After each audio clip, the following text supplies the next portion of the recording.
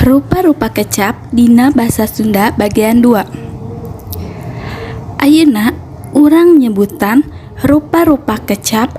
anu nuduhkeun sifat jalma. Di antarana aya kecap adigung, agul, ancad laher, ancin, andalemi, angguklung, aral, badilang, bahula, baketut, balabah, bala kasikang, banci, bangkawarah, bangor, baragajul, barangasan, basangkal, basilat,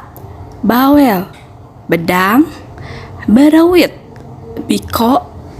binangkit, bodo, bodo alewoh, bodo katotoloyo, bolon, borangan, boyot, cakep, calakan, calimud, caluntang, calutak, campoleh, canteng, capetang, careraman, calembeng, cerewed, cemi, cidra, cileureun, cilimit, cirigih, codeka, cologong, cucud, cucungah, cudek, cuih, culangung, culika, cumenos, cupet, curaling, curang, dah-dahneng, darehdeh, daria, darugian, dedegler, degig, deleka, delitan, dengki, degel, dolim, doroy, durjana, dursila, elodan, epes meer, ecreg, eslem, gagabah, gedebul, gehgeran, gelenye, gelo, gebleg, gejul, gentur, geten, getol, gorejag, guji, gumati, gumenak, guranyi, haat, handap asor, handap lanyap, harak, haripet, hariwes-wes, harung gampung, hasud, hawak, heman, hianat, hideng, jahat, jalinger, jalingkak, janglar, jarambah, jengjele,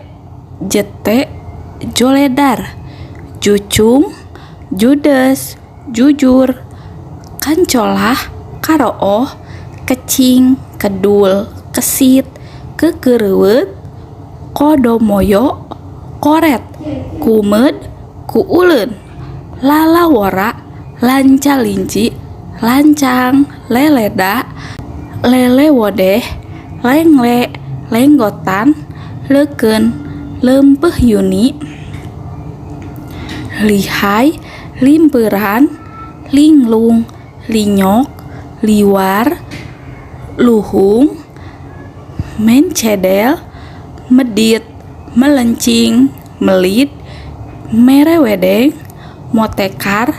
nakal, nalaktak, mulet, ngekrek, ngeleyed, nirca, nurus tunjung, owel, pangalitan, pangeretan, pasagi,